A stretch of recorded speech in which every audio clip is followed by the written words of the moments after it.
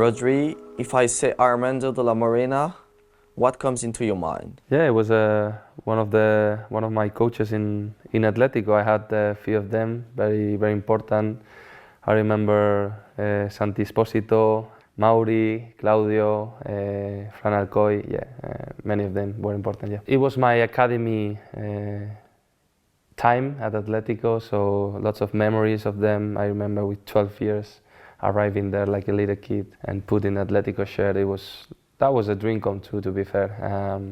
And they were very key in my understanding of the game and knowing that the role of the holding midfielder was my position. Yeah. Then your first coach as a professional player was Marcelino in Villarreal. How was your relationship with him? Yeah, very delighted to have Marcelino. I think I was short time with him in the first team. I was managing more when I was in the second team. I was training with them. I learned a lot of him, very passionate guy, and with a lot of character, and he helped me a lot, to be fair. And he made my dream come true when I started playing. 3 years later, you signed at Atletico with Diego Simeone. What did he want from you on the pitch? Wow, Simeone.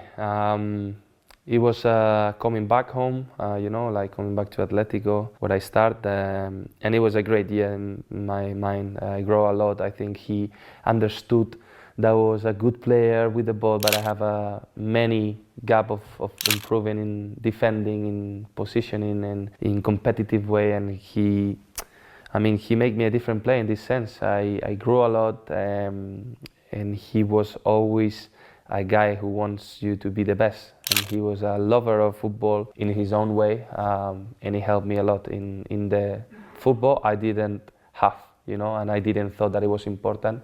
He made me such a complete player, and that helped me in the next step to be a better player when I joined the English football. You got Luis Enrique as coach in La Roja, and Pep Guardiola is your coach at Man City.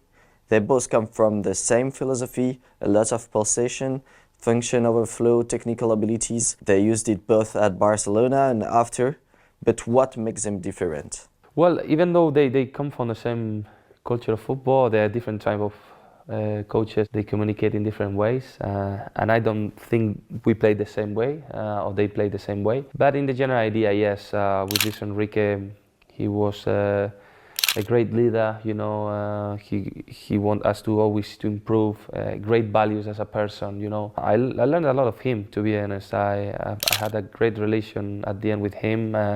It wasn't my coach of the club, so it was more like little moments, all the breaks and the national moments.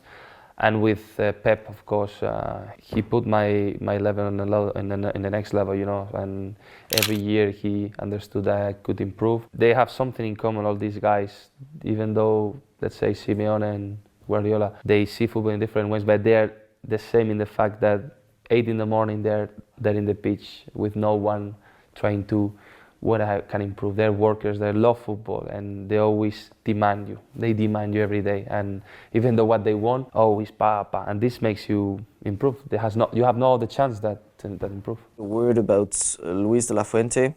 It seemed that he understands perfectly your skills and how to use it on the pitch during the Euro Championship.